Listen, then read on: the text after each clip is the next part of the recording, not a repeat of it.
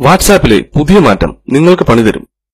പ്രിയരെ, വാട്സാപ്പിന്റെ ഏറ്റവും പുതിയ അപ്ഡേറ്റ് അനുസരിച്ച് നിങ്ങളുടെ വാട്സാപ്പ് പ്രൊഫൈൽ വിവരങ്ങളും കോൺടാക്ട് വിവരങ്ങളും എല്ലാം ഫേസ്ബുക്ക് പരസ്യങ്ങൾക്ക് വേണ്ടി പരസ്യമാക്കുന്ന ഓപ്ഷനിൽ ടിക്ക് ചെയ്തിരിക്കും.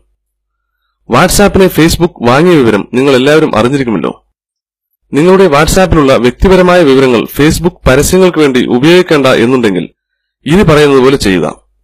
ആദ്യം വാട്സാപ്പ് ഓപ്ഷനിൽ പോവുക. സെറ്റിംഗ്സ് ക്ലിക്ക് ചെയ്യുക. അതിൽ അക്കൌണ്ടിൽ പോവുക.